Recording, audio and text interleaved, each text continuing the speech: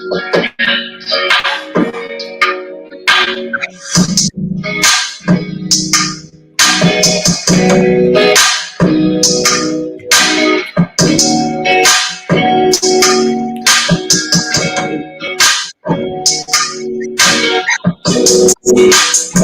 come on in. Make sure you share the video.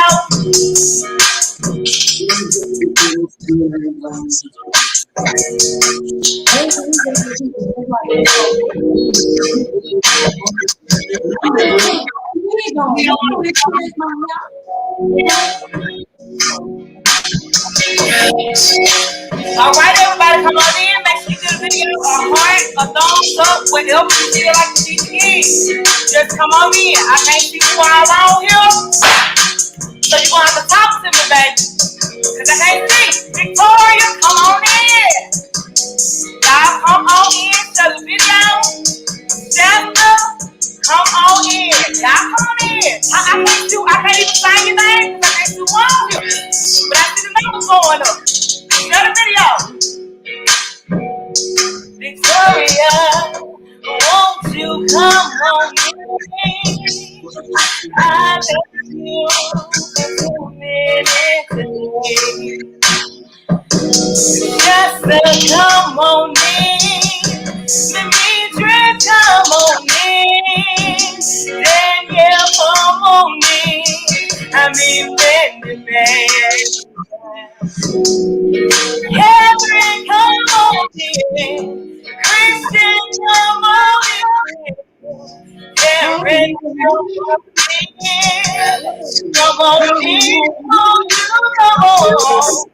Why don't you come on and turn into the light and show you? And Facebook, come on in. Today, come on in. Never come on in. You're kicking it with your favorite YouTube friend. I need y'all to come on and share this video so we can go up, up, up, up.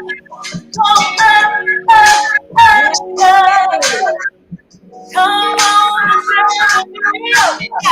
The teacher, come on in, don't you know? Bridget, come on in. Kevin, come on in. My Facebook friend, come on in. We're talking about black love, come on in. We got girls to be a people. You know how this shit goes. Yay! We getting all up in their business. I want to know how they medicine. Come on in. Y'all come on in. Monica, everybody come on in. Yes, I just got through working out. I ain't had time. So, you know, I had to just come on in. Y'all can't smell me, so don't worry about it. But anyway, today on the show, we have one of my real friends. Most times, people that are my real friends, you won't really see people that have really been in my life for like years and years and years and over a decade. You probably won't see them much because your real friends, they mind their business and they come when needed and they come when called, and that's how this shit go. You see what I'm saying? So, before we get started and all that good stuff, I wish first of all, y'all already know who this is in the first place because they came on here and performed my motherfucking song, and I know what the name of the song is, but I call it the Booty Do. You know what I'm saying? When I get me a little piece of ass, I'm telling you, I'm gonna make a whole video. You see what I'm saying? And that's just on period. So, y'all go ahead on this show. Everybody. Hi, this is LC from Biggno and LC Music, and we just want to say thank you all so much for tuning in. Thank you so much for watching the show and supporting my girl. She hot right now, so y'all keep supporting her. Keep clicking on them clicks, and let's monetize this thing. You know, let's keep pushing forward. We appreciate you. Go check out the album on YouTube, available on all platforms. Today is the day that y'all get all up in our business. So we ready. Let me tell you something. Cause I'm ready. Cause I you know, so I know the story. But you know, I know the story. You know what I'm saying? I know the story. But the people that don't know the story, Biggno, go ahead on and introduce yourself to the people. You. Okay, I'm Biggno, B-I-W-G-N-O, last name Music. And this my girl, LC Music. And y'all gave her name after we had met. So this is new LC Music. Here we are. So whatever you want to know, just go ahead and ask. We're open book tonight. Okay, so we're gonna get y'all business. So okay. So y'all tell me, I need y'all to tell me if I look blurry, because y'all done let me go through this whole live. When I watch it back, I'm like, I ain't even tell me I was blurry or nothing. Tell me if it's going and all of that stuff before we get deep into the interview. I want to know. I need to know. So you know what I'm saying? The show can be clear and we can hear everybody good. See, it's all. Do y'all have a phone up or you ain't watching? Y'all watching on another phone or something? The only thing that is keep happening is it's free. You're freezing, but we're fine. We see. Can you see it? Because I get sick of this going on. Okay, so let me see. Let me look at myself. Okay, see, I look like. See, okay. Okay, I don't look blurry, but they're frozen.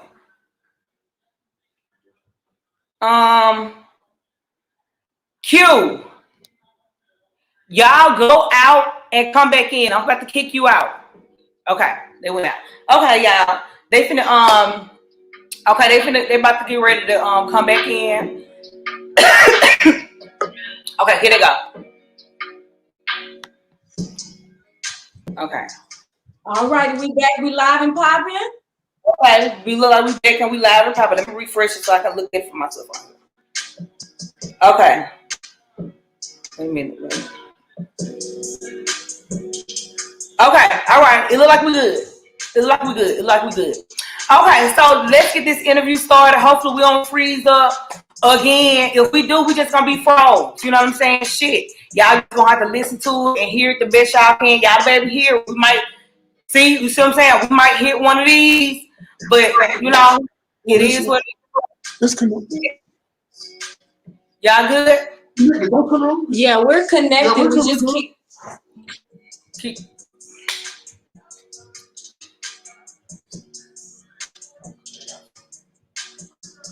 Do y'all have any other apps open on y'all computer? If y'all have anything else open on the computer, close it. Cause y'all done goddamn froze like a damn freezer cup again. Lord, I must be. This is a big no.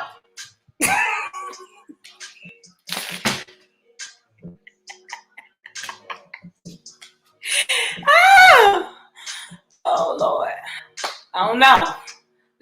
I'm finna remove y'all again. If y'all can hear me, I'm about to remove y'all.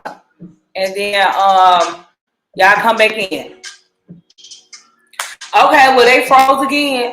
Am I frozen? Because you know, this is what it is. This type of shit that happened. This is the shit right here where Tiffany Haddish had went through. You know what I'm saying? When the teleprompter had fucked up, and the bitch had, and they was like, Tiffany, you got to vamp. Tiffany, this is called vamping. Vamping is when you continue to keep the conversation and the program moving. All those shit is fucking up all around you. You see what I'm saying? You just keep this shit moving until they come the fuck on in, and when they come back in, you just pop them back up on the screen like so. I'm pretty sure everybody understand how it is in this world of streaming. Internet be going on. It's fine. We live. Shit happen. My shit be live. I tell people, look, my shit be live. Because look, shit don't happen. I love talking to people live, and I love interacting with the audience live. I know y'all can't get no questions from me before the show and all that shit. Everything be authentic. So the static is authentic too. The breakdown in the live stream, all this shit is authentic. So let's get started. So, Man, we gonna throw that shade. That's my girl. so look, so okay, so first, I see where I want to start with you, because I guess I should start with you. You know what I'm saying? Because you want to talk about? Can I ask you anything? We're open book tonight. Okay, so I should start with you. So I want to start with you where once you had moved to Florida, and I guess what you were going through that led up to I guess you going into the shelter. Is that where we should start? Oh, let's start right. So of course, the rest of her life before all this ain't got nothing to do with y'all. Ain't none of y'all goddamn business. What my goddamn? This is what I'm saying. It ain't none of y'all business. You know what I'm saying? So this is about their love story. So we're gonna start where you know what led up to her first meeting him and what she was going through at that time. Okay. Okay, so go ahead. So I think it was like what, 2016? Had to be 2016. I left Georgia to come and help take care of my father. He's an ex-veteran. He had double knee surgery. So Georgia was just like, you know, it wasn't what it wanted to turn out to be. So I said, you know what? Sometimes you have to take a step back in life in order to replant yourself and move forward. So I say, okay, let me go with Dad and, you know, and see how life goes there. Dad doing good. He recovered. He wanted to move to Alabama, and I'm like, no. I know that I got half from Bama and half from Florida, but baby, Shawty gonna stay home in Florida where she know her people's at. So Right. I was living with my mom for a while, and how I ended up in the shelter. It's just so amazing. I just want to say I appreciate everything that I went through up until that time, because everything was a learning experience. Everything was like, we say it to test, but we create everything in our life. So I created situations for myself to where I had no other choice, because I'm a strong woman. And my thing is, if I could feel that you don't want me in your house, it's time for me to go. I don't want to be nowhere where I have a feeling that I don't want to be. So you get what I'm saying? So it was time for me to go. I guess we'll just go ahead and just give them all the truth. I was living with one of my cousins, and I was supposed to be married to another ex-veteran. And I went through the whole church thing, you know, getting saved and trying to turn my life around. And, you know, the apostle was helping me, teach me the word and how to do all that old bullshit. And you know, and cousin. Go ahead, tell the story. Go ahead. I got a fan for your whole story. Go ahead. I was living with her, and it was like, some people know who you are and where you're going before you get there. So they always make it hard for you and make it seem like what they're doing for you is more than what you're doing for yourself. So to make a long story short, is my engagement ended with that person because you know, I don't understand why she would do it, but she told the apostle wife, who was 8 months at the time, that we were having an affair. And, you know, so that led to a separation. During that separation, I left her house and ended up at the shelter. So homegirl got on the phone and called my dude and was like, you know, whoop-de-whoop-de-whoop-de-woo. Now I'm saved and crying out to Jesus. You get what I'm saying? To try to help me get this life together. And I got old girl on the side, you know, that just, it was just, savage. Say it again, savage. So I'm in the shelter, and I didn't have to go to a shelter. Let's just get this clear. I did not have to go to a shelter. I have family. that will be more than happy to accept me in their homes. I have a cousin that cried and was like, why you didn't tell me what was going on? But I feel like this is my journey. This is for me to figure out on my own, because I was fed up with living with people. I needed to be on my own, and I needed to figure this shit out for myself. So I ended up going to the shelter, and it was such a beautiful thing because there was so much that I needed from that place that I got. And one day I was in the office and the lady was telling me that you got a program and you got levels that you need to do. So part of your levels, you need to complete this counseling. I'm like, counseling? I don't need no damn counseling. For what? She was like, it's part of the program. I'm like, all right. So that same day, he was in. That was the same day? It was the same day. That same day, he was in the shelter with another client. And he came walking out, and my intuitive self, I'm nosy. I'm always trying to figure out what's going on. I seen him with the little book in his hand. I'm like, hey, excuse me, sir, is you a counselor? Because they told me I need to get my levels up, and I need a counselor. Is you a counselor? And he looked at me. That's just the way she was talking. Sir, excuse me, sir. And I'm headed out the door. She just snapped, excuse me. I took the wrong way. Yes, how can I help you? And then she asked me what I was doing now. Of course, I was a social worker.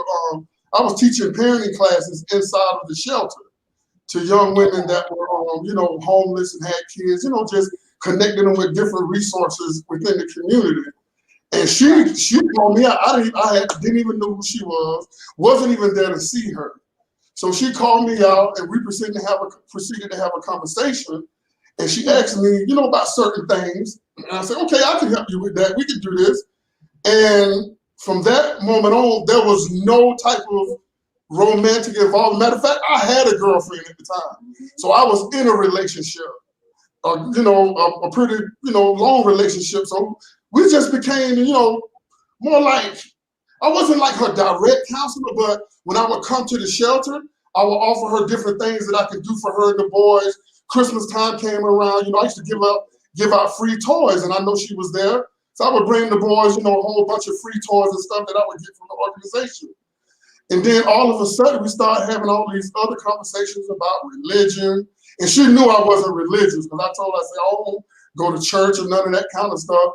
But the thing that got me with her was that even though she was wrapped up into this church thing, when I would talk to her, tied up and tangled. Even though she was, when we were, you thought I had to lose my damn mind.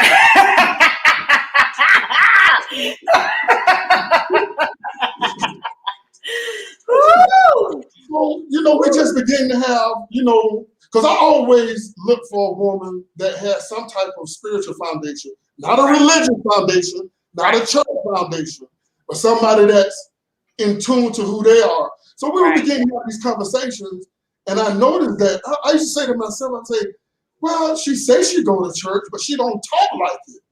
You know what I'm saying? She don't talk like it.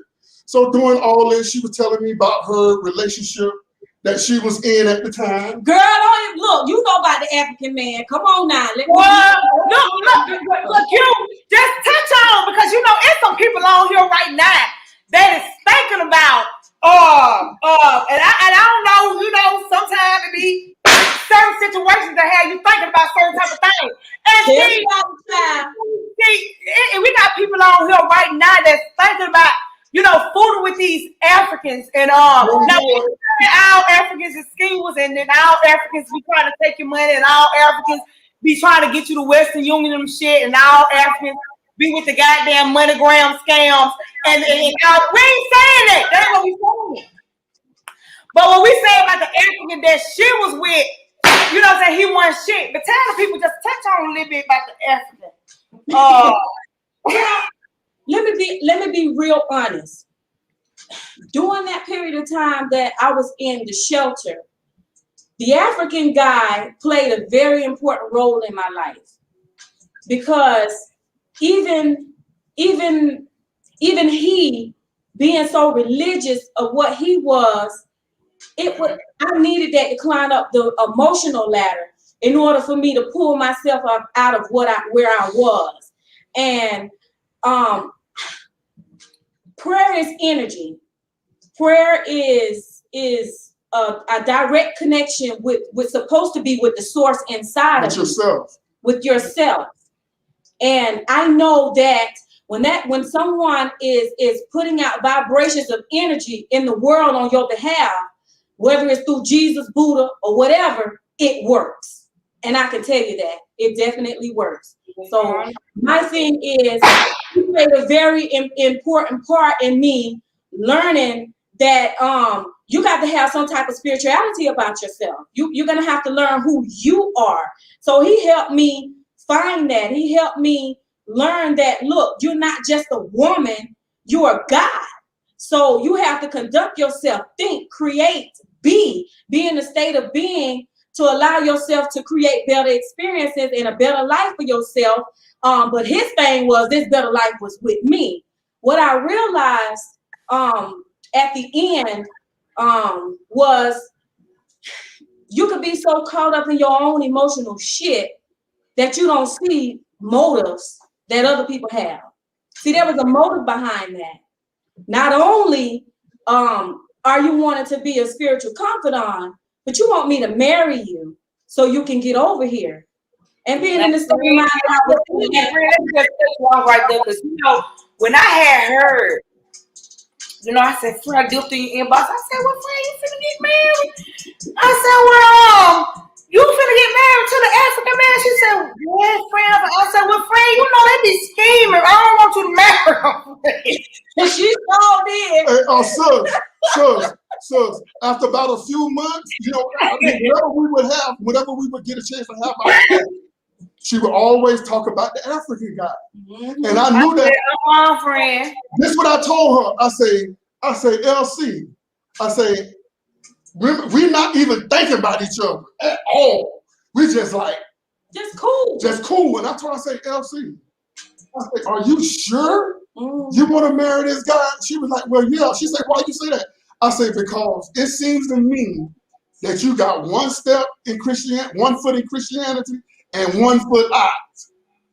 And the way you're telling me about how religious this guy is, I'm like, do you think that's the best decision? I never try to persuade anybody because being in a relationship like that, he first of all, I already told her, I smelled the green card as soon as she got damn said.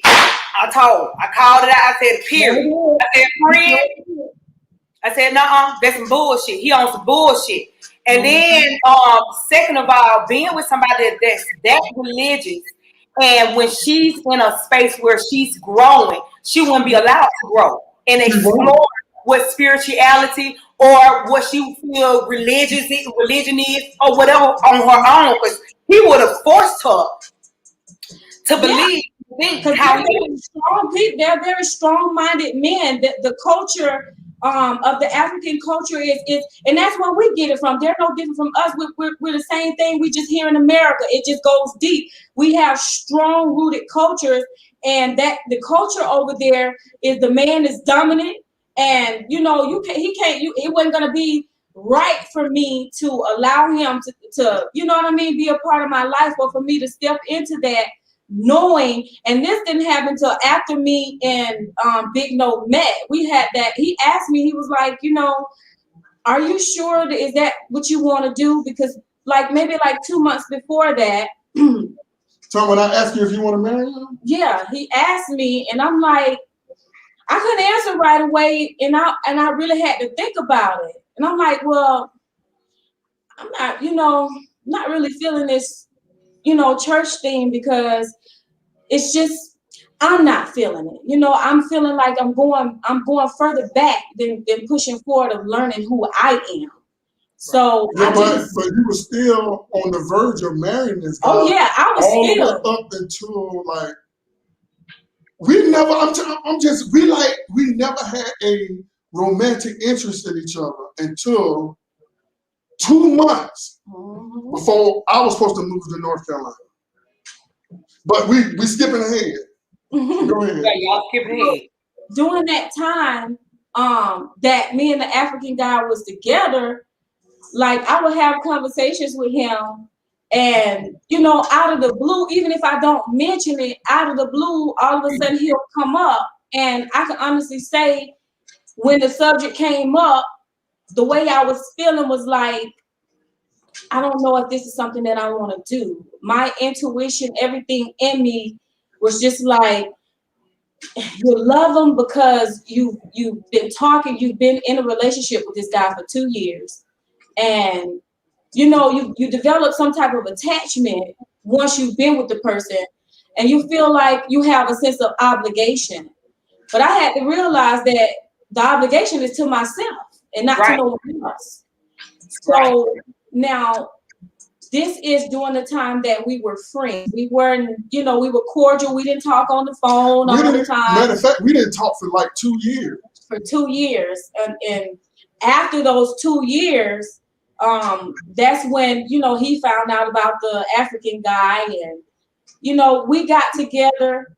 Wait. Let me ask you this. So after the 2 years that you guys had got to, but let me back up further than that, because we got to get some tea. Okay. So you got to get some tea. So when you were in the shelter, what was your state? Keep it 100. What the fuck out going on? Because it's people in here right now that's gonna see this and they going through the same shit. Let me tell you. I know what the fuck. When you told me what the fuck you came with, what the fuck going on, and I already, I've been knowing you for about 15 years now. We've been friends about 15 years. Yes, ma'am. And I see where the fuck you at and what you doing and what you got on and how happy you are. Mm-hmm. I have never seen you this happy. You know what I'm saying? You was with my homeboy, and I love you, friend. I ain't even gonna say her name because ain't none of the people big. As chocolate as she is, she glowing. It wasn't no glow, obligation. You know what I'm saying? Sometimes it be, so what exactly was it that you were going through? What got you to say, I'm finna go and get my life together? What you were going through? Let me just be totally honest with y'all. For the women out there who think that you can do drugs and still accomplish the things that you want to accomplish, let me look in this camera real quick. Come on, friend. Okay, because you can get somewhere and you don't have to reach rock bottom, but it destroys pieces of you that pushes you towards who you really are. I went through a mental state of mind to where I got so low to I just really, let me just keep it honest with you. I just wanted to snort myself away. You get what I'm saying? It had got that bad. I never got to that point. And I'm just gonna keep it real. People ain't gonna like what I'm gonna say, but I'm gonna say what I'm gonna say. I didn't get to, when I was doing my thing, I never suffered, and I never went through stages that I would see other people go through, because it was a choice and it was a lifestyle rather than a habit. So when you create a lifestyle of doing something, it's normal to you. Oh, this ain't nothing. But when you get to a point to where life starts getting with you, that same thing that's not nothing becomes more than that. It becomes something. It becomes you wake up, you go to sleep, you wake up, you go to sleep. You're doing the same thing over again. It's like a never-ending cycle. So I got so low to I really wanted to just snort myself away, because I didn't feel like I was worth what I was worth. Kenyandra, ever since I was a little girl, I always knew that there was something in me, and everybody has this in them. I'm not just one special person, but I always knew that there was something in me, and I was always being held back. I just felt so held back from my environment, from the people who are around me, where I was being raised at, the decisions that I made in relationships. I just felt that, you know what, you are 35 years old and you ain't done none of the stuff that you know you're capable of doing. Your time is up. And this is what I was thinking. How did I get to the point to where I just felt like I wanted it all over? Because I had, to be honest with you, I had done put a little policy up. And I said, well, you know what? If anything happened to me, my kids gonna be straight. I know that what I did was I did leave something for them, so they're gonna be all right. But then I thought about it. And as I started to think about it, here's how it changed. When my thought pattern about what I was doing started to change, it's because I was in church. And let's be honest, I liked doing coke. That was my thing. Keep it real, friend. You know what I'm saying? I didn't go strung out and, you know what I mean, and lose everything I got and all of this here. That was just my thing. But sometimes your thing ain't the right thing for you.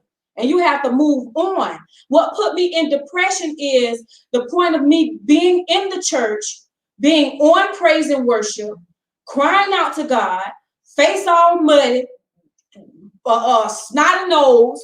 You get what I'm saying?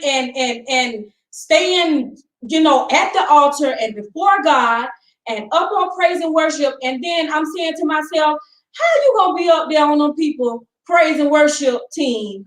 And you was just hitting it before, you got in the car to go to church. And now, you get what I'm saying? Now you're out of church. You done hooped and hollered and praised, and everybody think you're saved and sanctified, but you got a problem. You get what I'm saying?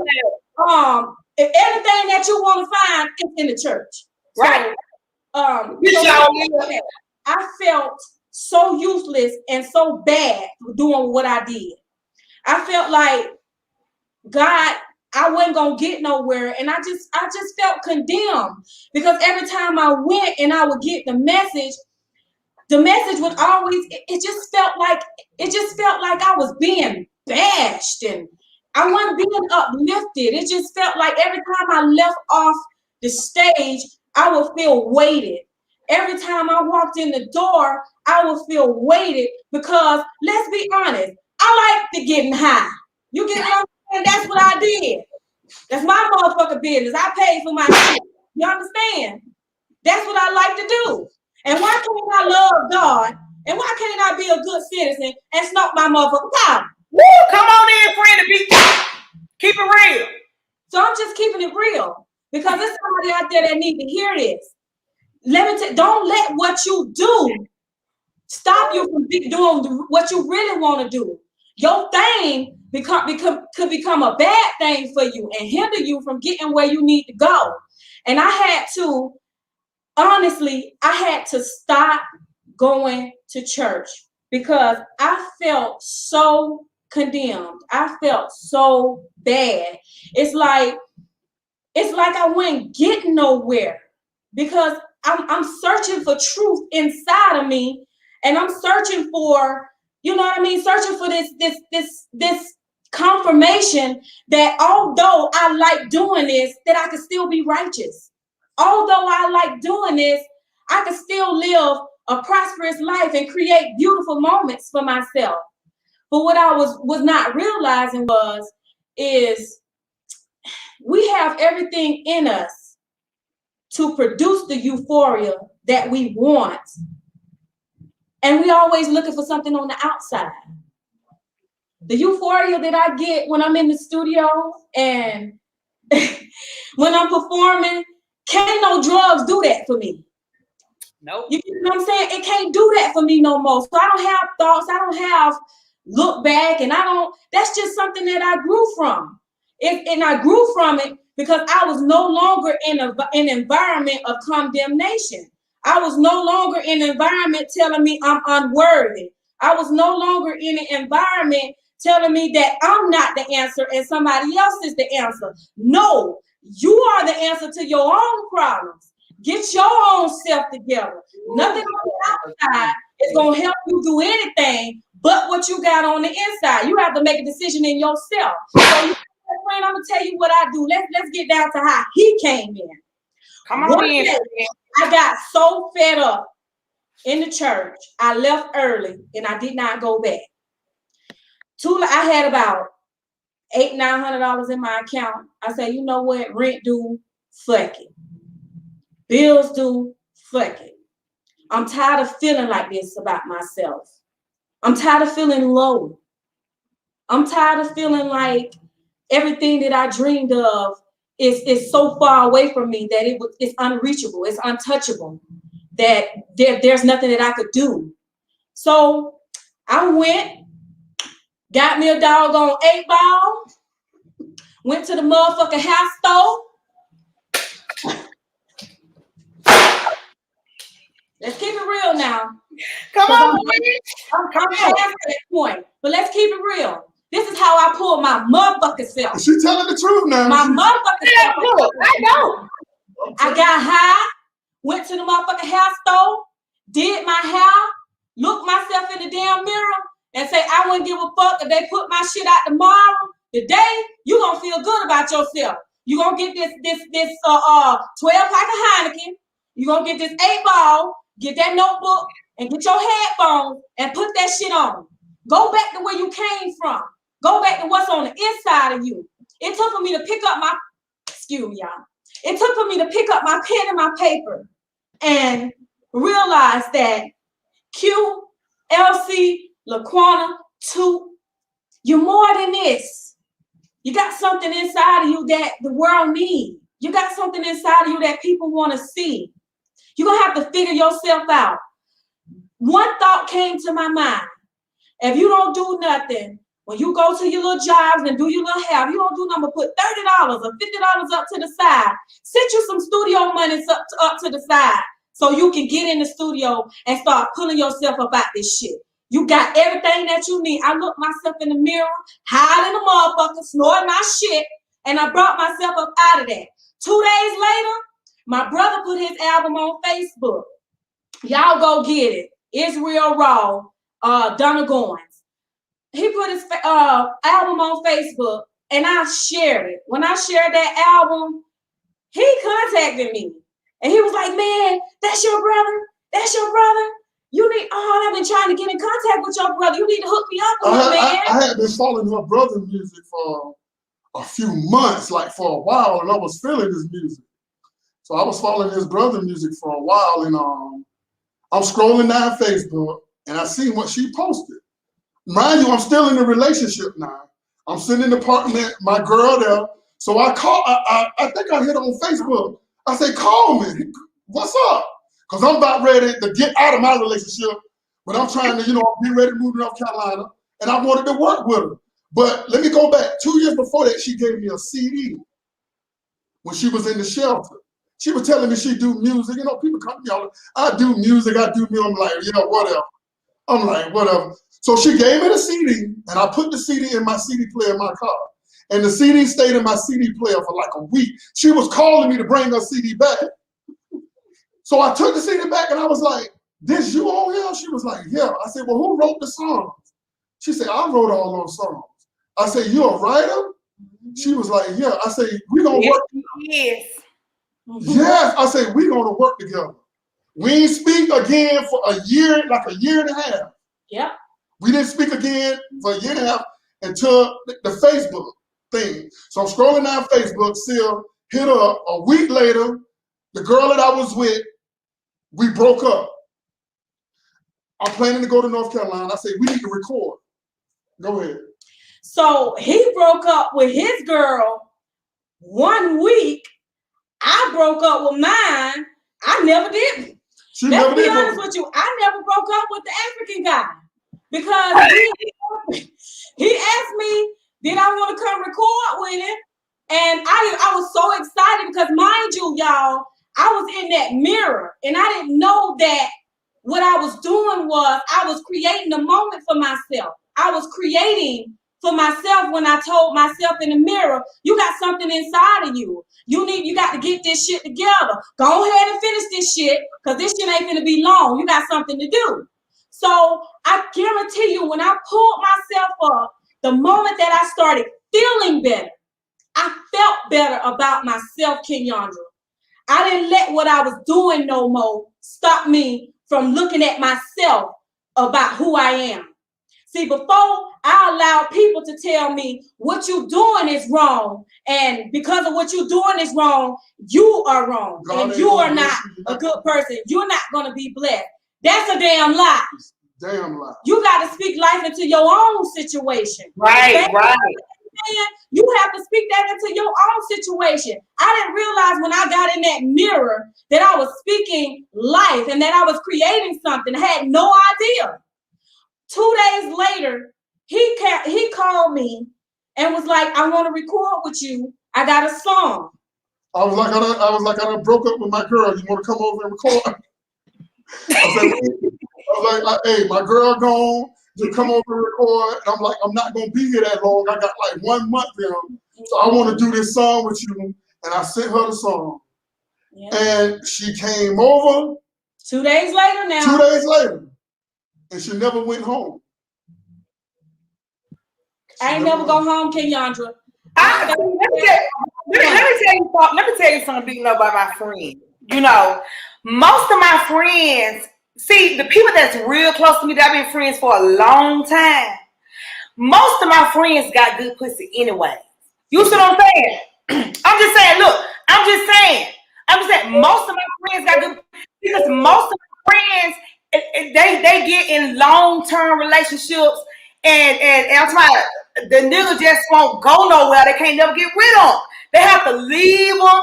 Tragic shit have to happen. All type of things have to happen in order for the nigga to leave. So I already knew, once you had got some of that, them chocolate covered cherries, it was over with. You see what I'm saying? That was his fault, though.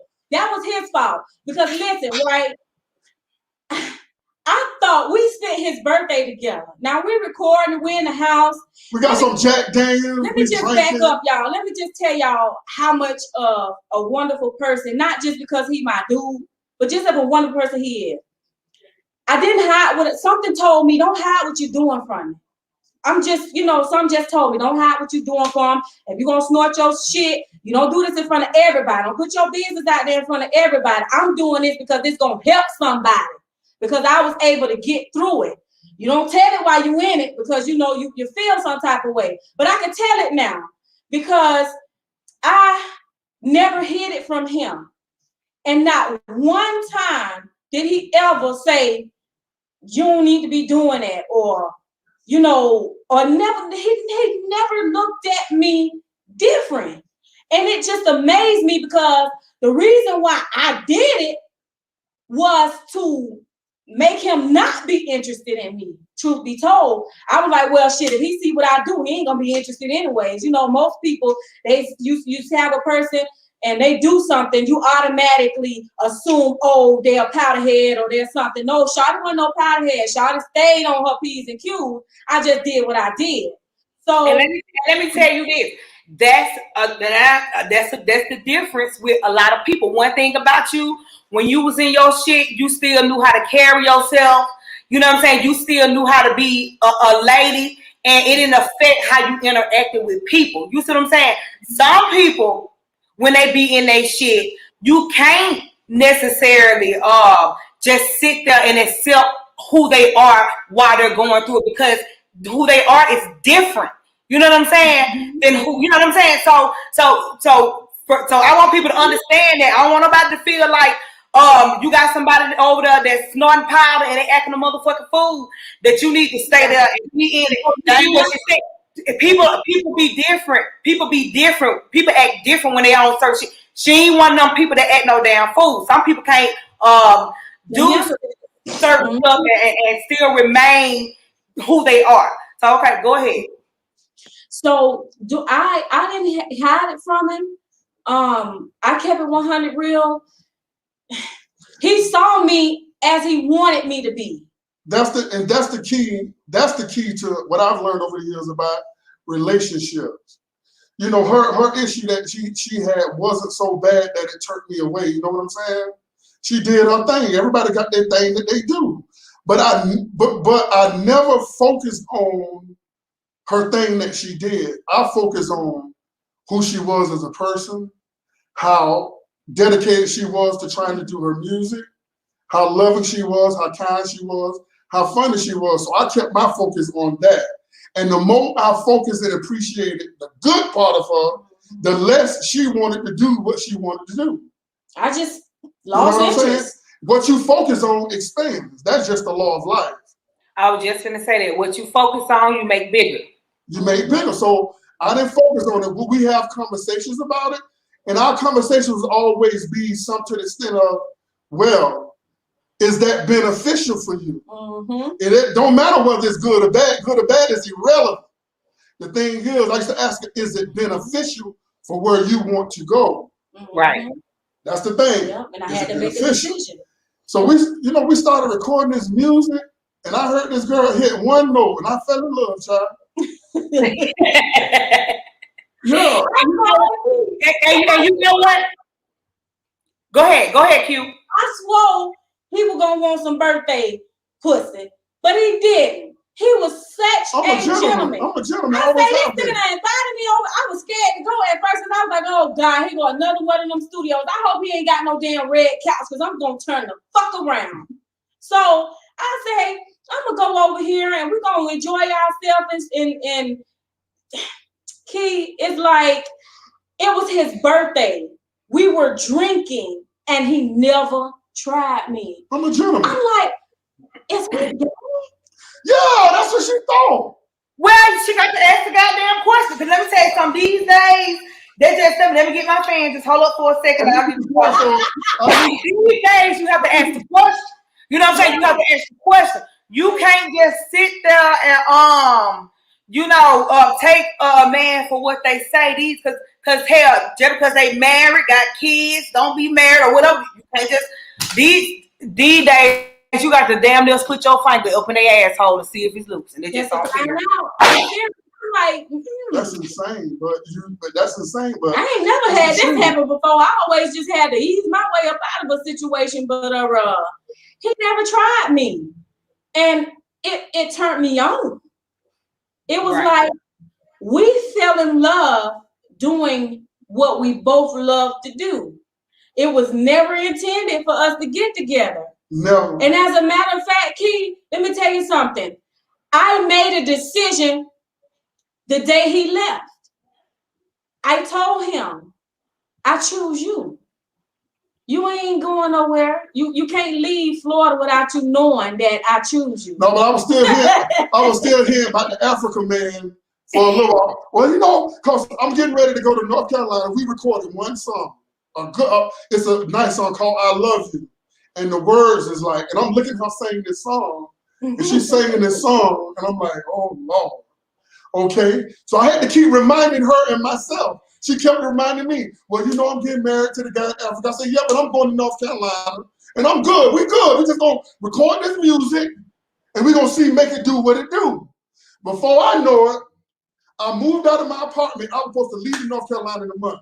I done went to her place. Now I'm down in Florida an extra 2 more months. 2 months. We recorded 5 songs. And I'm just like, so before I went to her place, I said, you know what? I said, what you think about going to North Carolina? She said, well, I go, but I got to go to Africa first. I said, yeah, she got no damn Africa. I told you. I kept telling her. And during this time, we having a lot of spiritual conversation. I'm a spiritual person. I am not religious, don't believe, I'm not a Christian, but I'm real. So we having all these conversations, and I'm telling her, I'm saying, the way you thinking now, I say, first thing gonna happen is that you're gonna stop going to church. The second thing gonna happen is that you're gonna find yourself not wanting to be with dude across the seas because he's super religious, because it's their culture. I said, how are you gonna be able to thrive in that. Well, how are you gonna be able to thrive being who you are? That's why I made my decision, Key, because I knew that there was that I knew what I wanted to do. And I knew that I hadn't found a component. And I thought about it. I say, with the way our relationship went, when we recorded that first song, it was just like there was a connection between us. I was the first one to tell him that I love you. And he looked at me and he was just like, I'm looking at her like, huh?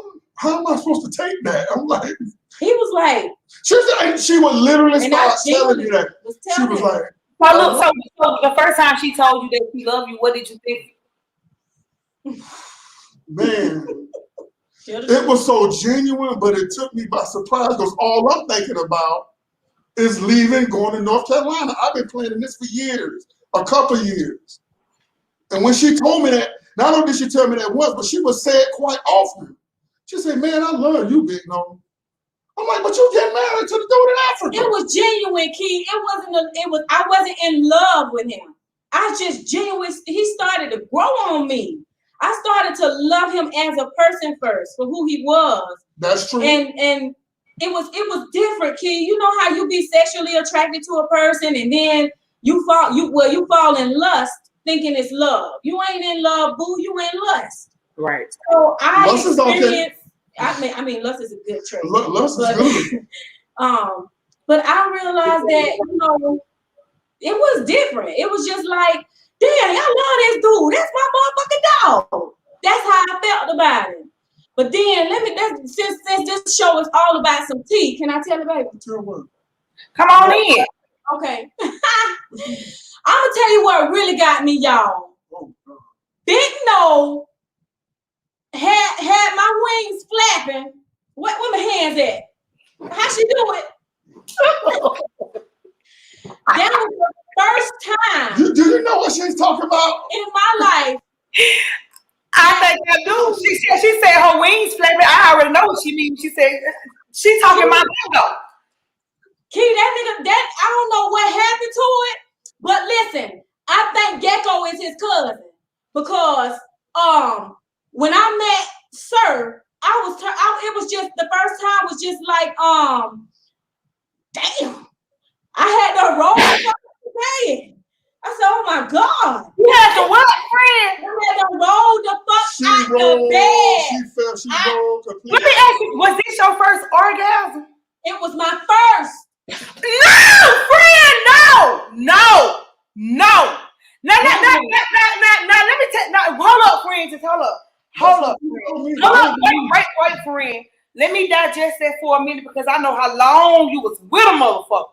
And friend, when you see this video, because I know you be coming on in and all that kind of shit, it ain't nothing you be ashamed of because you just ain't know what the fuck you was doing. You know what I'm saying? Let me mute y'all right quick because I don't want no static in this for him. It ain't nothing for you to be ashamed of, friend, because you just ain't know what the fuck you was doing. And obviously, she didn't know what good sex was. She was just fucking. I tell people that all the time, you just be fucking. That's all you doing. You just fucking. That's it. That's what your mama mean when they say that nigga gonna leave you with a wet ass. That right there. You just fucking. That's it. So, Biggno. Nah. See, friend, that's why you be glowing like you be glowing, bitch. That's why you be glowing like you be. That's why every time I see your little teeth ass, your little teeth ass, you know how you can tell somebody be smiling on the phone or they laugh. You know what I'm saying? They got that laughter in their voice when they talk. That's why. It's like having sex for the first time. It was Key. The experience that I had was just like we didn't have sex. It was just that. And when I tell you, yes, when I tell you, honey, I hadn't told him, I had to tell him. I said, do you know you are the first? Let me just be real. At that moment that I knew that this man could connect with my body and we'd be encountering each other for 4 years, know each other for 2 years before we encounter each other. And For a person to be so in tune with you, he didn't want sex. It was Wait a minute, friend. Hold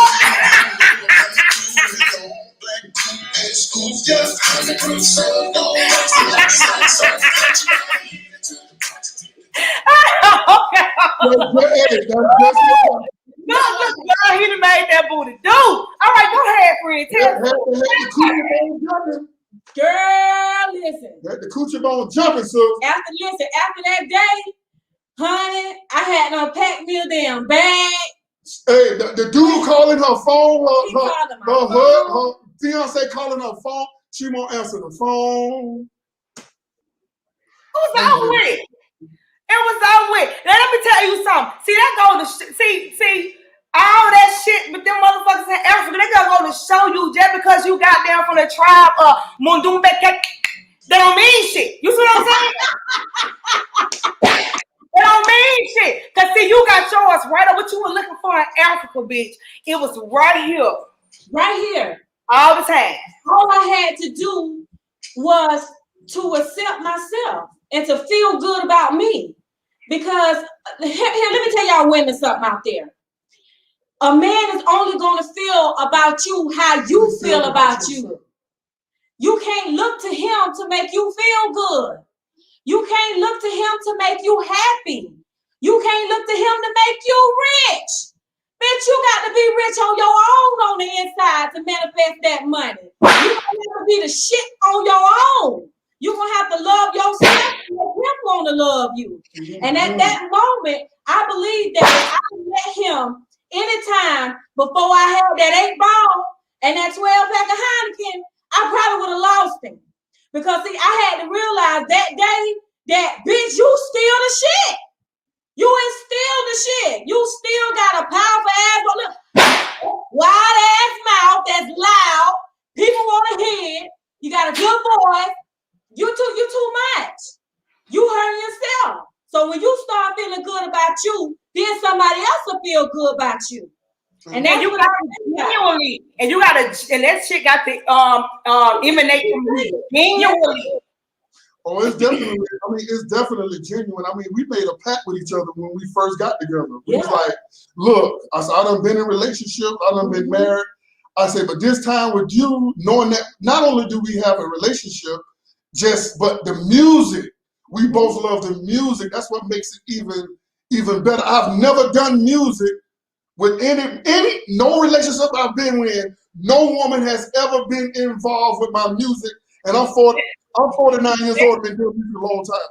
Let me tell you something. That because me and Will, we connected through the music real tight. You know what I'm saying? It's the feeling. Look, and for you to be having this for the first time, and I've been had this shit for a long time. I like to flirt with Will on stage. So the feeling of being able to look at that person. And y'all got that connection, and y'all know that what you singing about is for real. You know what I'm saying? When you make love to your own, and some people say that's what make love to your own music. You know what I'm saying? When you know where it came from and who you writing about it, you connecting with that person. It just being with somebody with the music. It just that's just something different. That's just a whole. It's a whole. It is. It's a dream come true. I realize now that I have manifested my dreams. I'm living my dream right now. All I've ever wanted was to be able to do music. It wasn't about really, to me, it wasn't really about being seen so much. It was just really about getting all of these butterflies and getting all of this stuff out my belly. I mean, it would be times where I would want to sing so bad I get sick. You know, I'm like my stomach is hurting. Something just knotted up in me. I get my headphones. And that throw you to a whole depression. Having music in your belly and not being in a position to put it out, that throws you in. If you are a singer, that throws you in a depression that don't nobody else understand. Nobody understands when an artist is unable to express himself. It's It's really like having place. a brick on a piece of paper. It's a bad It's place. smothering, and it's not a good place. And it was like I was able to manifest my dreams and allow them to come true because of the things that, you know, Biggno said to me. It was just like the conversations that Biggno and I had. It was just his whole being, who he was as a person, that allowed me to grow. He allowed me to be myself and grow out of the things and out of the habits that I had created for myself without condemnation.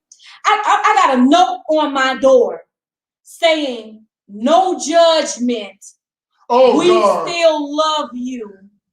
How do you put a note on somebody's door saying no judgment? No, tell them who it was. No, we're not doing that.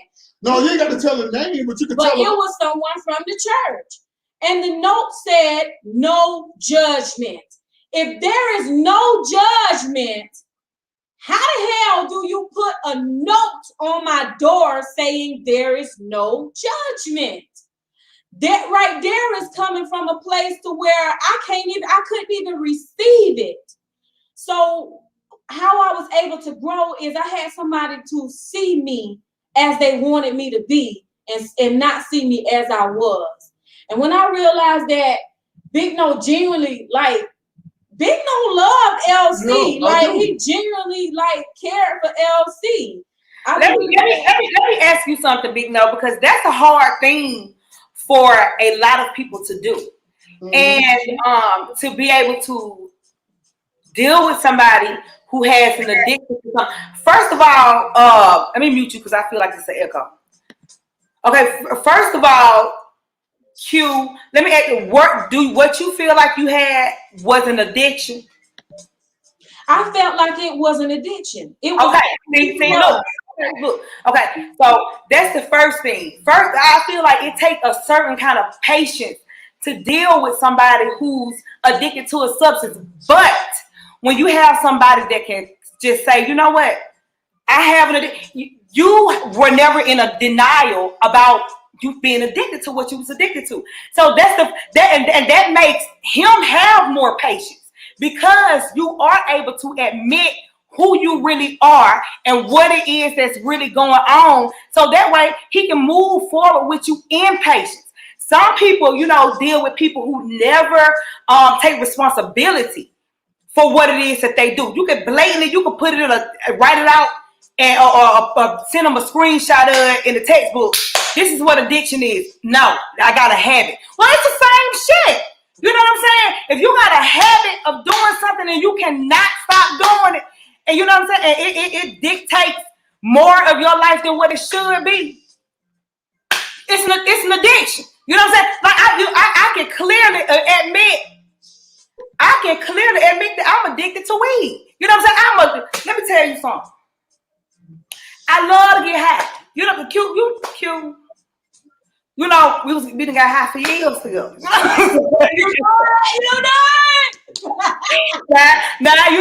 I was her weed smoking friend. You know what I'm saying? All the other stuff she did that in the privacy of what the fuck she wanted to do. Like, for y'all to be on here talking something, Keandra just snorting powder. No, bitch, don't play with me. Play with your man. You know what I'm saying?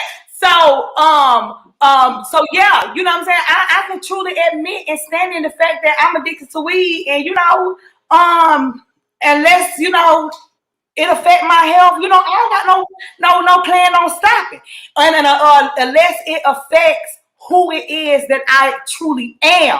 You know what I'm saying? Some people, I had a conversation with a friend the other day, and I was saying, friend, drinking is different from getting high.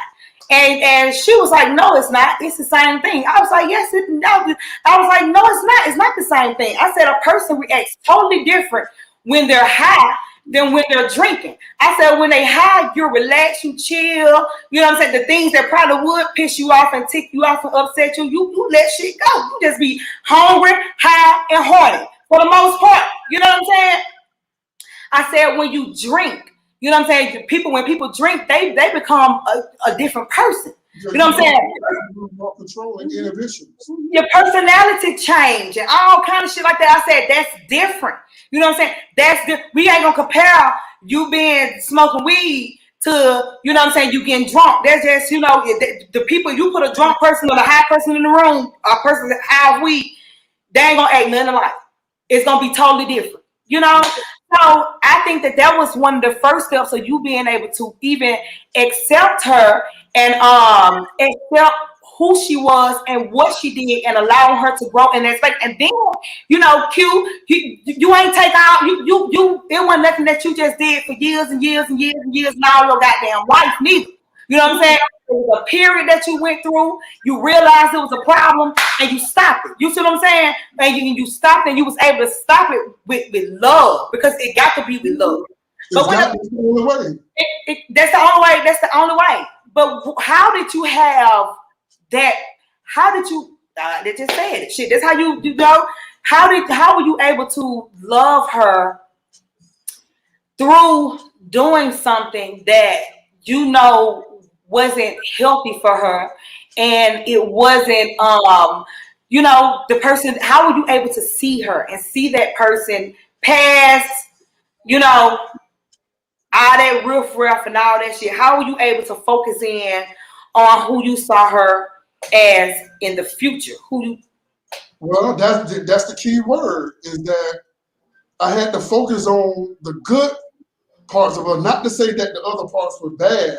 They just weren't conducive to what, you know, I wanted to do and what she wanted to do. So we very seldom even talked about it. And when she did her thing, it was just like, I never talked about it, never focused on it.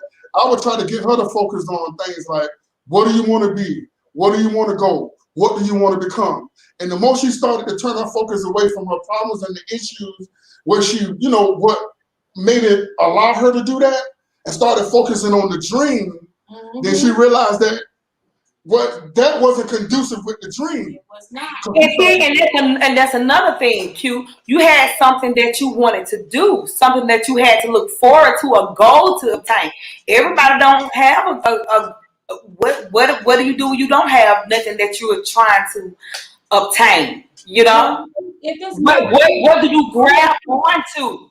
It's always something. You always, and no matter who you are, you can be at the lowest of lows. You always want something. If you're at the lowest of low, your desire is to climb yourself up out the hole.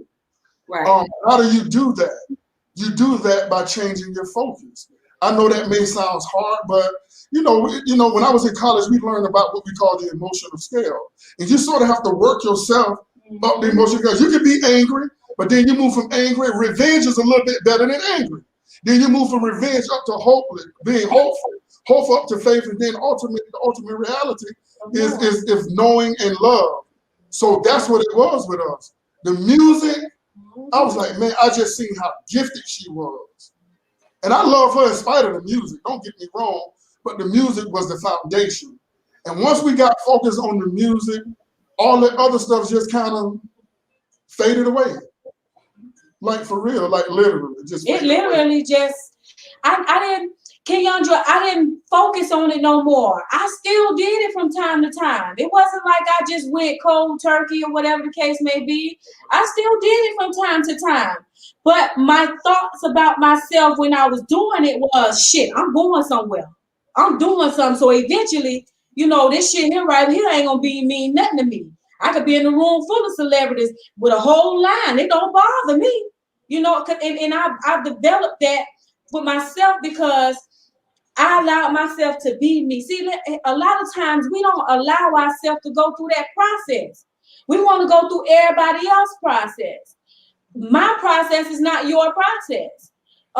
Some people have to go to rehab.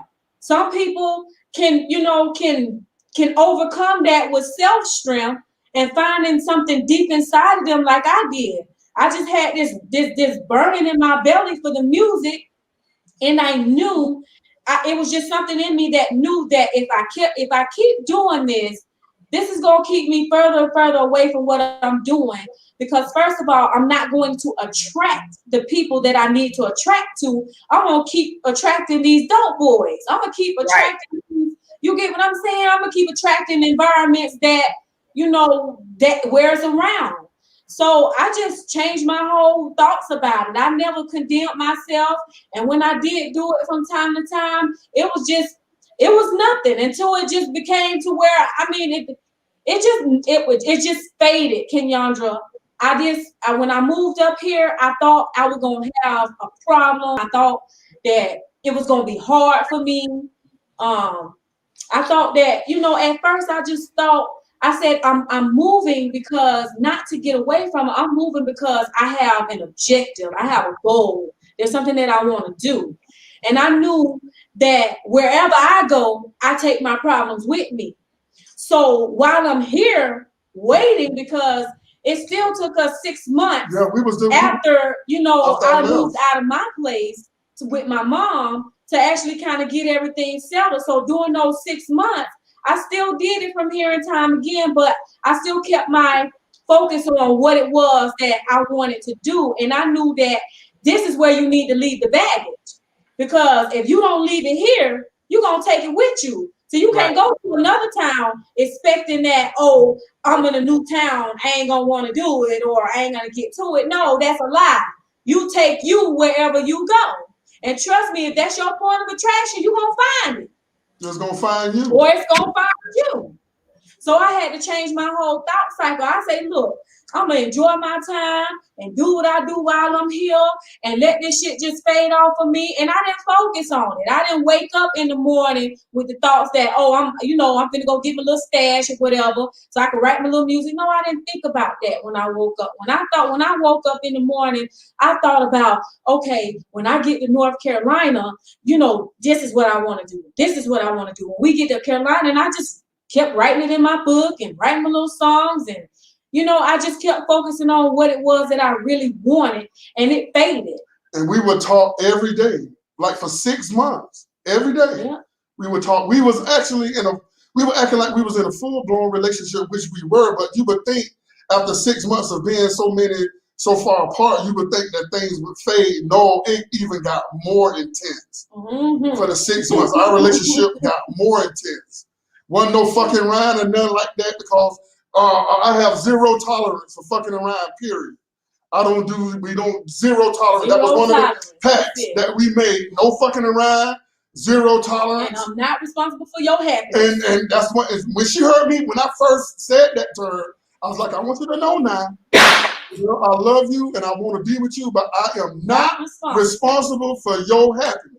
Girl, you hear me? I was like, damn, I got a good one. I was like, and I said, I don't want you to be responsible. I said, the best thing that I can promise you is that I promise to stay in touch with who I am as a man, recognizing myself as a God, one of many gods on this earth. Is my position to stay focused. And as long as I stay in alignment with me, you're going to get the best of me. Amen. But the moment I lose focus on me and focus on you, you can't get the best of me that way. And I said, I want you to do the same thing. I say, make yourself the most important person in this relationship. Yes. Not me. And put the responsibility. You see, what you did was you put the responsibility on her. See, that's another thing that, Q, we can talk about it out. That's another thing with like religion. You know what I'm saying? When you break away from religion, not spirituality, not what your perception of God is, because the church people love to say God is in me and I'm in him, but then you say you're a God, it's up. You're a God, well, goddamn it, you said he was in me and I'm in him, we won. So I'm just trying to see why you mad, but we ain't gonna get into that part. But when you put it like that, and that's how it is. It makes you put the responsibility. So when you sit in yourself, you say, you know what? I ain't happy today. And I was going through a little period of that just like a little moment ago. That like a couple days ago. And not with my husband. Y'all know, oh Lord, no. I was like kind of my happiness was shifting off of how I was allowing somebody to make me feel, right? So I had to say, you know what? That ain't Cairo. You know what I'm saying? That ain't Cairo. Nobody else's hand. I cannot. You know what I'm saying? I cannot allow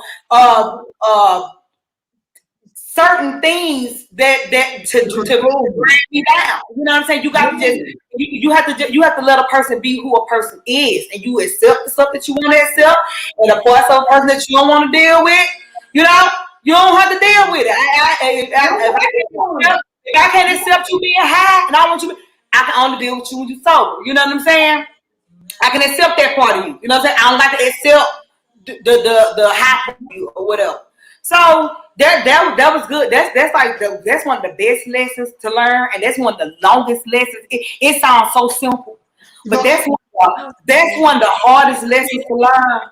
It takes training your mind. It takes practice. I mean, when you really set the intention to appreciate someone rather than complain about their shortcomings, that takes a little mental effort. Let me put it that way. It does. We talk about it all the time. I'll be like, baby, appreciate. You want to get something out of somebody? Find something to appreciate. Now, if it gets so bad that you can't appreciate, then you leave. But as long as there's hope in the relationship, don't focus on the stuff that you think not in line with what you think it should be. Find something to appreciate. I tell all the time, baby, I just appreciate you making our house a home. You know what I'm saying? When you find the stuff to appreciate, you find less to complain about. And that's how you make the relationship work. When you start appreciating a person, I know with me, like she was the really first person that I got with that really appreciated my skills and my talent in the studio. She said all the time. That made me just want to be better. When you got somebody behind you that's appreciating what you're doing, instead of downing you, or always got some to critique about what you say about your music, like sometimes, family members often do. You know what I'm saying? But I don't care. I'll just be like, it sounds good to me. But she was the first one that comes along that was like, man, Biggno, I just appreciate you. And that's important for the person that you're with. They should be your biggest fan, your biggest cheerleader. You should feel like if she's sitting in the audience and she ain't on stage with you, when you go on stage, God damn it, she supposed to be the bitch out 5 heartbeats that doing this shit right here. When I tell you that, I literally told him that. Don't put no ideas in her head. It was already done. Listen, I already told him. He made me get on that Into You song. Because I told him, baby, when you perform that song, they're going to be like, who is that chick up there? Girl, I told him I was going to take my panties off and be hanging them up on the stage. I'm going to be walking up on the stage and tell bitch to come up on this stage. You ain't coming up on this motherfucker. You going to get LC today. I told him that. He was like, I think he got me on this video or on this music to keep me from being in the audience, because I hadn't already told him, and I was dead serious. Every time I hit a song, it's just like every time I hear that song, King Yandra, it just do something. It's something about his voice when he sang, and I'll be like, damn, sing a sugar daddy. I'm gonna be in the front row when you get ready to perform that song. I think that's why he got the idea to put me on there, so I wouldn't embarrass him and act a damn fool. They're gonna be like, who is that lady? Y'all ain't gonna know that was my old lady. And how can you not give your best in a relationship when you got somebody that appreciates you like this? I mean, it's almost. Look, Demetrius keep on saying, keep on trying to get y'all to. Demetrius, you're gonna have to go over there to Biggno and LC. You need to go like their page over there on Facebook. You need to go like their stuff on YouTube. You need to go watch the interview back that I did when they did a whole performance at the end of the interview. I'm sure when I get off here so you can see it. They can sing for real. Like it's we can sing for real. They can sing for real. They can sing for real. So anything y'all want to say before we get off here? Just a message. I'm a talker. You know that, Key. I stay talking. Go ahead. A message to the people. Don't get a misconception about Biggno and LC about what people have perceptions of you when they see you on social media, and they develop these perceptions. But what I really want to let people know is the only difference between Biggno and LC, besides anybody else, is we know who the fuck we is now. We don't have to look to nobody to show us who we are or to tell us who we are or to make us relevant or to validate our music. We're not looking for validation because we've already had validation in ourselves. We just want to be able to share the journey and share our experiences with the world because we need more good music. We need music that the whole family could listen to and not be influenced. We need women and couples to bring love back in the industry. We don't have that. So we need more of that. We need people to see that you are a God in yourself. And it is anything that you want to do, everything that you need is on the inside. Every component will come to you if you see you like you want to see yourself. So see yourselves who you want to be. And we love everybody. We appreciate the exposure. Kenyandra, I love you so much, girl. You be telling me don't be with that mushy shit, but fuck that shit. I love her. I love her because I just love her. You know what I mean? When you love somebody and you just don't even have the words, I just love her. I love you too. I love you too, friend. I just love her. And I'm glad to be on your show. I'm glad. I'm one of those motherfuckers that just listen. I'll be up. He be like, man, won't you just turn it off? Won't you just put your headphones on? I have your ass all in the morning and in the damn night. All I hear is, yeah.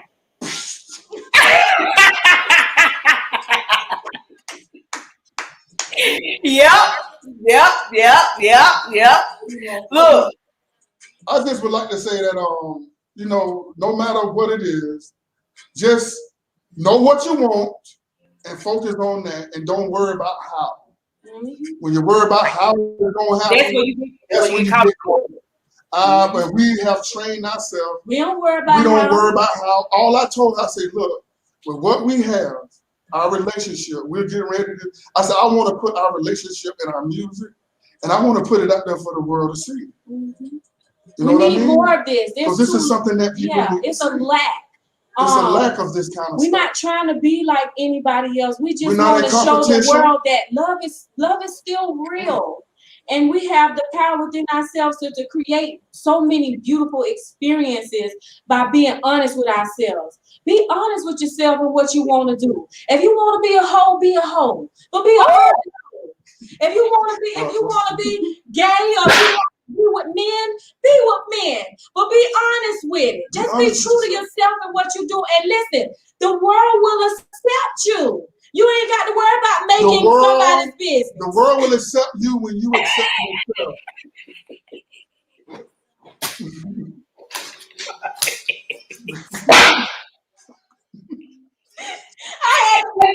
You damn sure gonna end up on here. You damn sure gonna end up on here. I had to throw that out there. But we appreciate the moment, and we always find even the little smallest thing to appreciate. So again, we appreciate the exposure. We appreciate you, your show. A lot of people always have something to say, but there is never a show that I've seen you do that didn't have some type of message in it. Always have a message. Always. And our message today is just be your motherfucking self. Don't worry about what nobody else got to say about your music. And don't try to compete with nobody. Don't be in competition. Own your shit. We don't even have a competitive bone in our body. Nope. Because we realize that we are creative. So I'd rather be a creator than a competitor because at the end of the day, there's enough to go around for everybody. Everybody. Trust me. Everybody. There's enough for everybody. You only feel lack if you see lack. You don't see lack, you don't feel it. I don't see it. You know what I'm saying? Sometimes I wonder how shit gonna happen, but then God just dropped the whole angel in my life. You see what I'm saying? And I know the shit gonna be done. And it just on period. So, baby, turn that shit up. You know? Hey! Y'all know I want to thank y'all so much for coming on the show and for coming on here and being so transparent and open. I love you. I love you, LaQuanta. Bitch, you know I love you. Hold you. Yeah, come to Vegas, y'all. Biggno and LC gonna be in Vegas soon, y'all. So y'all Period. Biggno, welcome to the family. I'm here. Tell your husband I say hello too, man. Okay. Well, look, stay on. Look, don't hang up. Look, don't hang up when we get off of here. Don't hang up. Look, I love y'all. I love everybody who love me. I fuck with everybody who fuck with me. And if you don't, I don't even know why you got your ass down here. But you know, I'm gonna talk to y'all. Shit, come on. I love y'all. Bye. You can call me tomorrow. We can do it again. We can do it again. We can do it again. To be the one like